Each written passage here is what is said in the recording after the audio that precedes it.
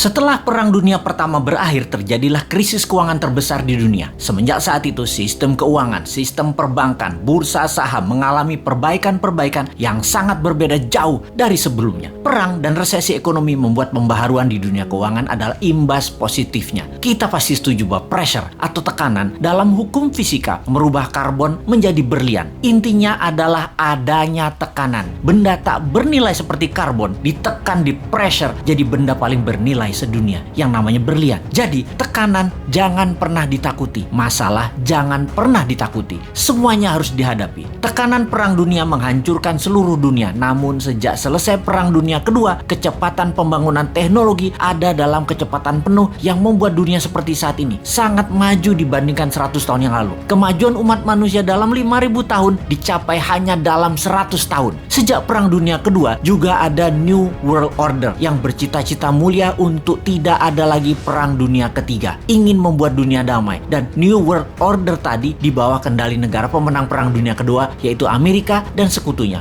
Lalu sejak tahun 2013 dunia punya penantang baru, penantang New World Order, namanya Tiongkok. Selama 300 tahunan Tiongkok menguasai perdagangan. Tiongkok kemudian dikerjain sama Eropa di awal abad 20, dihajar Jepang, sehingga dalam 200 terakhir penjajahan Eropa membawa kemunduran bagi Tiongkok. Deng Xiaoping kemudian punya ambisi besar, yaitu rebut kembali perdagangan dunia di bawah kendali Tiongkok. Dan kemudian faktanya adalah dalam 40 tahun, sejak tahun 1989 hingga saat ini, Tiongkok membuktikan telah menjadi negara perdagangan nomor 1 di dunia lagi. Menjadi negara kedua terkaya di bawah Amerika. Dan di tahun 2013, Tiongkok mulai ekspansi ekonominya. Strategi mencaplok ekonomi itu namanya BRI atau Belt Road Initiative, atau juga dikenal dengan nama lain, OBOR, One Belt One Road. Dunia diikat atau di belt menjadi satu, semuanya ke arah Beijing. Negara di bawah Tiongkok diperlakukan seperti provinsinya Tiongkok, sampai menggunakan yuan mata uangnya. Banyak negara Afrika, Asia, Amerika Latin yang mulai dikendalikannya. Memang ekonominya negara tersebut terlihat maju, tetapi hanya fisiknya saja yang maju, yaitu gedung, jalanan, namun kedaulatannya terambil, terutama uangnya. Sungguh, darahnya ekonomi adalah uang, dan uangnya itu harus pakai yuan. Di tahun 2016, seorang Sontoloyo yang namanya Trump menang presiden di Amerika, dan selama 4 tahun terjadilah perang dagang yang dimenangkan Amerika secara telak. Tiongkok tidak tinggal diam. Globalis cabal yang sejak lama bersama mereka memilih presiden lemah yang namanya Biden dan dimenangkan. Amerika mendadak menjadi mitra Tiongkok kembali saat ini. Pada saat PKC, Partai Komunis Tiongkok, beberapa minggu yang lalu ulang tahun ke-100, Xi Jinping dengan berani mengatakan akan memenggal kepala negara yang berani membuli Tiongkok, akan mengambil kembali Taiwan, Hong Kong, dan Macau. Bukan one country two system, tetapi one country Tiongkok only, dan menyiapkan 1000 silo tempat peluncuran roket berhulu ledak nuklir. Saat ini dunia dalam keadaan Perang Dunia Ketiga melawan virus akan menjadi perang militer Perang Dunia Ketiga sesungguhnya. Pernyataan sederhana dari pakar intelijen yang mengatakan, kalau Amerika tidak serang Tiongkok sekarang, mendiamkan Tiongkok sampai 10 tahun ke depan, Amerika tidak akan pernah menang perang dengan Tiongkok. Tiap tahun Tiongkok akan semakin kuat dan semakin kuat. Indonesia bagaimana? Pepatah gajah berkelahi dengan gajah, pelanduk mati di tengahnya. Jangan sampai terjadi. Amerika dan Tiongkok berperang, jangan sampai Indonesia jadi pelanduk mati di tengahnya. Kita harus segera berdaulat. Ambil kesempatan ini untuk berdaulat. Inilah masa yang tidak ada lagi yang terbaik dibandingkan masa ini. Pertama, Bappenas membuat perhitungan dengan rinci. Berapa cost accountingnya untuk Indonesia menjadi negara superpower di tahun 2045? Berapa biayanya? Buat 3 step. Menjadi negara berdikari di tahun 2025, menjadi negara maju 10